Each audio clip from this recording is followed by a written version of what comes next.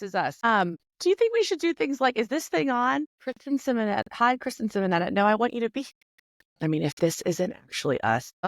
I mean, I curled my hair for this. Oh my God, your hair got so long too. Do we talk about your t-shirt first and where it's from? Or do we talk about being the best autism auntie? Where should we go? I do want to say that this has been something that we've desired to do for a very long time. And it has more to do with our life as mothers and friends over autism. But given that this is an autism platform, we'll dive right into it because I think that's what we do. What do you feel was a foundational change in not only me as a person, but what you experienced when Millie was first diagnosed, those moments, and how I foundationally changed and how you think it changed everything? I had Colin's Grace a little bit before you had Morgan, and we had, of course, not really any idea what we were doing. We were first-time moms. And I think that for both you and I, a lot of people looked at us and they're like, maybe they don't know what they're doing, or maybe they're just overwhelmed. And you and I were like, no, like they're really fussy. Both of our girls came out with big personalities and really, really gave us a run for our money. And I had my second a little bit before you had Millie. And I'm like, okay, like this isn't as hard. Right. Like he was a better baby. I think he was the best. He was the best. I mean, he didn't really do much. So it gave us both hope. Like, okay, you're about to have Millie. I've had AJ Jr. now, and here we go, round 2. And you had Millie, came up, I met her, everything was great. I'm not in your day-to-day life since I live far, but, we talk 30 times a day, and I'm very in the moment with what's going on. And I remember you thinking about, all right, I think we're ready for number 3. I think we want to do this, but there's just something in me that's telling me that Millie's delayed. And I think some people around you were, I think, maybe pacifying you, saying, I know what I know, just like we knew with our firstborn, it wasn't us. They were, they were harder. We weren't writing books on parenting. We were like, someone tell us what to do. Please, someone tell us what to do. Right. Because we just knew that it wasn't just us being overly anxious or postpartum. It was tough. It was really, really tough. It was. And so I knew that since you shared such a similar experience to me with Colin's Grace and our firstborn, that when you started having concerns and things were starting to catch your attention with Millie, I knew, okay, there's something bigger here. She obviously has done this before. This is not first time mom concerns. I see a developmental delay. Here. This is one of those fascinating things about having and being blessed with such a sister friend, is that you saying that to me realizes that you're not only recognizing your own gut experiences, but you're recognizing that you trust mine too. You can only go so far with a spouse or, a parent, that it has to come from someone going, I know that she's not lying here. I don't think I've ever heard you say that like that. Yeah. And, when you first started going to the pediatrician and starting to get answers, I feel like I vaguely remember you first going and them kind of not shooing you along, but more or less being like, let's give it some time. And you're like, no.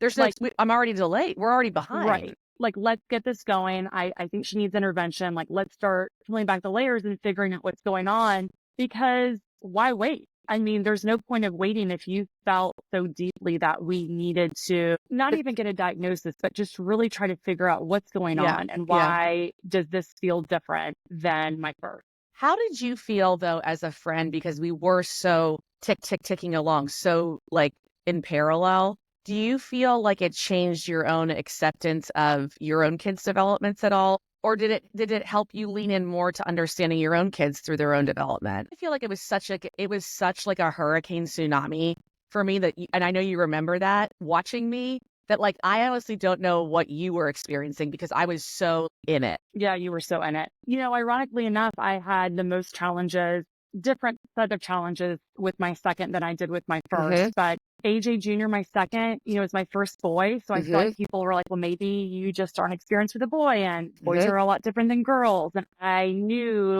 for my own child that something was going on as well, differently than what you were experiencing, but something that I still needed to find answers for. And a lot of people kind of shooed me along, like, give him time. He's little, he's young, but I mean, he didn't talk till after he was 3. He walked late. I forget that. He was very, very delayed, and I was very concerned. Now, I never thought that it could have been autism, Right. and I didn't have any experience. And, I've learned so much about autism, of course, through you, but in my gut thought, I still need answers because this still doesn't feel right for me. And you were so strong in your belief that you were going to keep going to whomever you needed to go to until you got an answer that you felt was correct. And I did the same thing. And I feel like we really advocated for each other. Mm-hmm.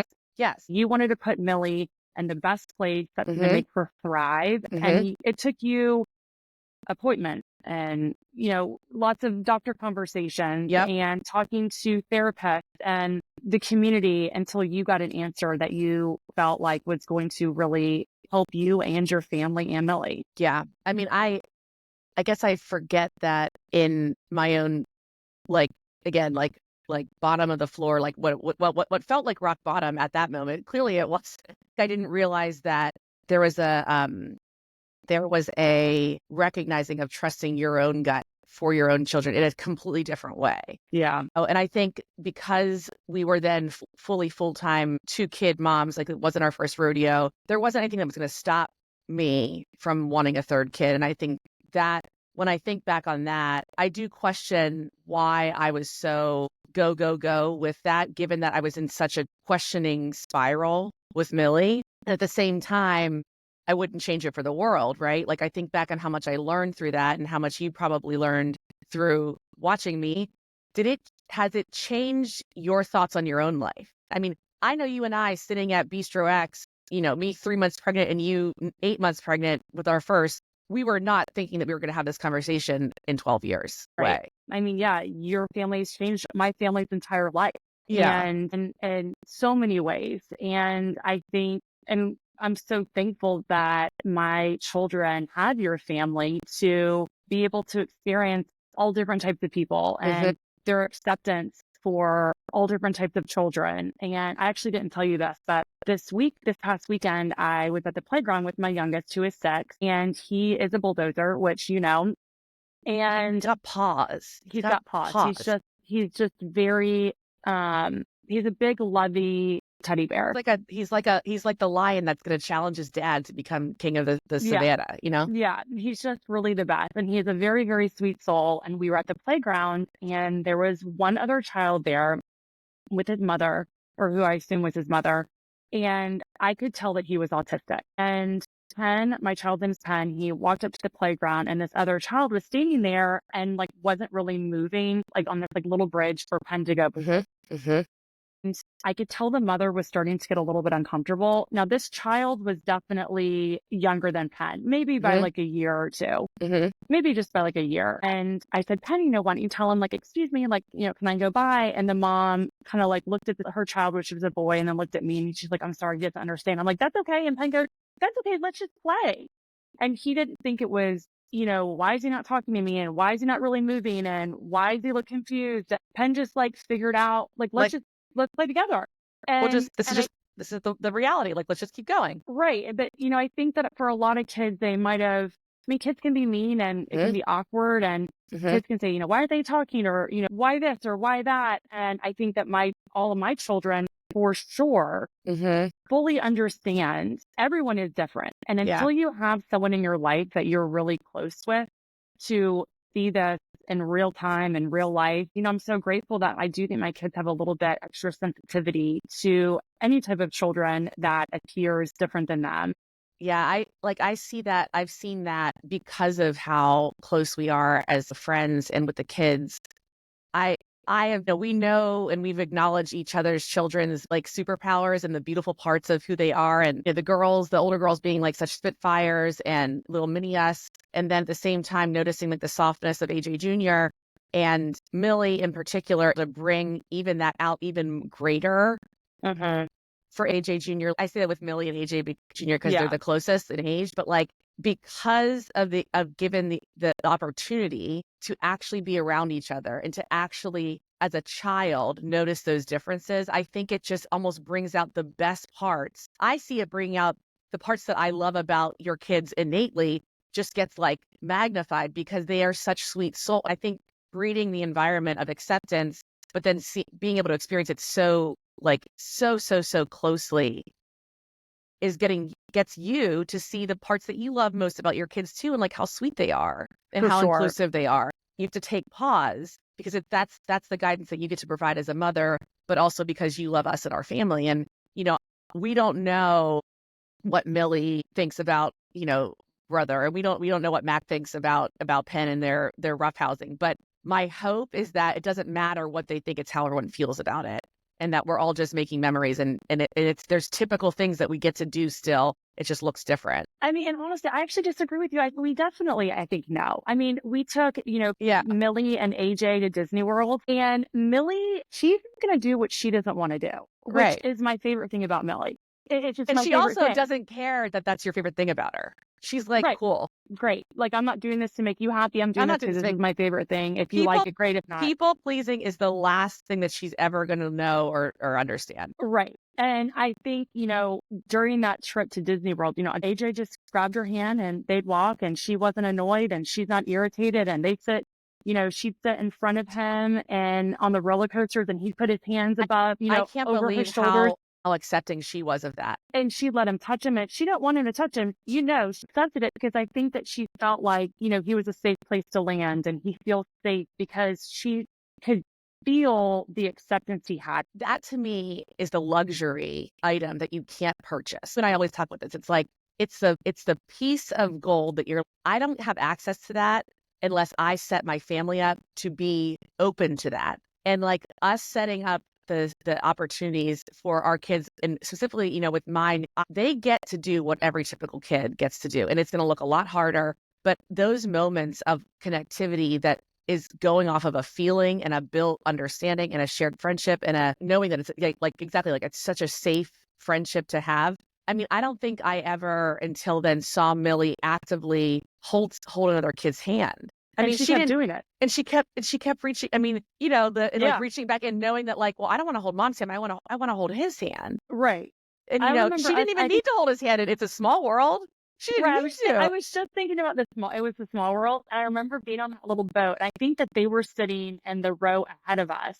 And I think she was like trying to touch the water, and AJ was like, no, you can't touch. And normally Millie would like smack his hand or like, don't touch me. And she kind of looked at him and like, hey, maybe I should. Like maybe he's not touching the water. Like, I don't need to either. Right. But she would really let him direct her because she knew, like, it felt like a friend versus like, mom put me with them, kid today. And I have to, pal around with him. That for me is like the greatest silver lining in all of it. But with the younger ones, but I think with Millie specifically being the first injection of this to your family and her knowing, again, I think the word of the day, I think it is safe. I think she felt really safe. And I think that Millie, and Mac too, but Millie being older, she feels something when it comes to people wanting to be with her. Like if someone is like actually wants to be around her and enjoy her presence as a friend versus someone who's just like, oh, their mom dragged them along here. I think that she senses that. For sure. We know that she knows exactly what's going on. Yeah. And I think that has to be something that like you as a mom or as Kristin never would have thought would be something that you were desiring to learn as a mom, desiring to learn as a friend. I mean, we didn't go into motherhood together thinking that this was ever going to be the reality, is that I was going to have 2 children, with non-speaking autism. And I get choked up saying this, but like, I'm just so thankful that your family is your family. I'm so thankful that brother is brother. I'm so thankful that Penn is Penn. Like, I'm so thankful that Sis and Morgan are Sis and Morgan. Like, I am so thankful because it fits exactly how it was supposed to. We get to experience motherhood and we don't get to choose what we're going to get to experience. And I think that because of our vulnerability as friends and what we share has allowed for that, regardless of what my family ended up truly being, which is, not the norm, at all. Okay, this is something that I think will resonate. What advice would you give to a best friend of someone whose child just got diagnosed? What do you think, looking back, was something that you're like, I know I did that, and I know that it helped Sarah so much? I know what helped me a lot. I think that there are so many people and friends out there that don't know what to do. Like, they don't know how to help, and they want to help, but they don't know how to help, and they can't be in it. and you can't go to the therapies and you can't do this. But Yeah. what do you think that you consciously did that might help? You talked so much about after learning about Millie's diagnosis first and just like the spirit of like massive grief. When you ask me a question, I answer. I tried not to give unsolicited advice because I don't know what I'm talking about. I was able to walk with you on your journey, but you certainly, I mean, no one can understand what your life is like. And we still talk about that to this day. I think my biggest piece of advice is just be a good listener, because a lot of people aren't going to want your advice, especially if it's not an area of your expertise. As much as anyone wants to, unless they're living in your shoes and living in your house and dealing with the daily challenges that you're facing. I can't help. I can just walk with you. I think, I mean, so there's two things. One, I remember I sent you this meme or whatever. It was like a clip, a reel that said, it was Simon Sinek. And it was like, if you have one person in your life that you can call at any given moment and say, do you have 8 minutes? And apparently 8 minutes is like all that someone needs to feel like, okay, someone heard me, someone like gave their time in their life to like listen to me vent or cry or just like data dump what all is going on. That to me is the best form of listening that you provided. Because I was I think back, like the spiraling that I was doing was so intense. We can word vomit each other all day for 8 minutes and it'd be like nothing. So for you, it might have felt like, gosh, that was such a, safe place for me to land. Right. And it was so nice to get it off my chest and to say it out loud. That probably a little bit, I think that faster to process. That helped the grief timeline for as women have found another, sister for like it pours from us, right? Like we're so absolutely thankful to give it. Yeah. And I think going back to holding space and just listening is that when you get really quiet about the overload through a diagnosis or families being shaken up or whatever, there are needs that someone can take off the plate that might not seem like big tasks that are honestly were such a huge burden for me in dealing with my other children. I had a newborn and I was like in deep grief. I never ever thought of it as grief until I was actively in it and going, oh yeah, I lost something big. I lost the life that I had anticipated for myself. And that actually is a loss. Even if it wasn't tangible, it was a loss. Going the piece of advice for other families. I do vividly remember once they finally said the words like Millie's autistic. I remember I was talking and you very firmly said, well, option A is not going to work with, so I'm going to have to kick the shit out of option B because I don't have any other choice. I think you really did embrace it. Anyone who knows you knows that you kicked the shit out of option B. I mean, you didn't take no for an answer. Called, recalled, left messages, showed up where you felt you needed to. I mean, interviewed. I think you had to do. There's no alternatives. And I feel like for us, and you sharing that, like, there was really no alternative. Like, you were exceptionally strong and were really ready to hit option B's ass. Yeah. However, seeing some people who can't accept and, wait for the appointments and wait for a change. And then that change never comes. Happens. And then they're constantly in this cycle of grief and frustration and anger because they can't accept option B is going to be okay. And option B is going to be fine. Can look really beautiful. Like we can laugh at ourselves, about the things that we're so rigid about. We have to be able to find the beauty in the silver lining in this option B, because it really, I guess maybe that was, that book, that is the Sheryl Sandberg book, Option B, and like reading about that and knowing that like, I'm not unique. That was also a big thing that you and I talked about. Like, this is not unique. Like, I am not the first mom to have 2 kids with non-speaking autism. Like, sometimes I take a step back, like, what? I get to have a typical developing child. I get to have a daughter with non-speaking autism, and I get to have a son. Like, that combination is unique to my most inner world and circle, but it's still not unique. There's other women and parents out there that have my exact combination. And it's realizing that my experience is mine, but it's also going to be had by others, is why I feel like these kind of conversations and how I've leaned into our friendship and how that's changed and evolved, and your children being impacted. It's like, that's the good stuff. That's the good stuff, Yeah. So. I also think that, inevitably, I think this has certainly changed, well, clearly, the way that you are a mother to Morgan. And I think that it's opened my eyes, because you talk constantly about, you don't want Millie and Matt to be perfect. You want Millie and Matt to be exactly who Millie and Matt are supposed to be. And I think that that helps me look at my own children like, I want them to be better at this, or I hope that they do that. When I just hope that they can be the best version of themselves. That they're they, that they are they, That they are they're them. themselves. And, you know, every night before my kids go to bed, I genuinely say to them, I hope you wake up tomorrow being the best version of yourself. Because that's all you can ask your kid. And I think that watching Millie and Matt really helped truly put that into perspective. And I think it helps, you know, even you look at Morgan when, you know, you guys either have a high moment or a low moment. Like Morgan's just being Morgan. And Millie and Matt don't know how to be any different. Like, no.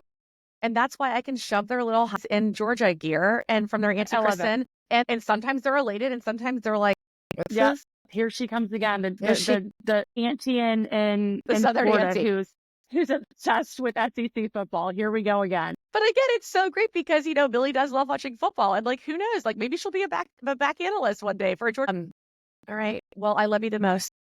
I love you the most. I'm not really proud of you for all the hard good things and everything that you're doing to educate and help other parents on this journey, which is not the end of the world, and you're going to get through it. Whenever we get to experience life actually together, it has reminded us that it's the good stuff. It's the good stuff. So it really is. They're the best. All right. Love you. Love you. I love you. All right. Bye. Okay. Hold on.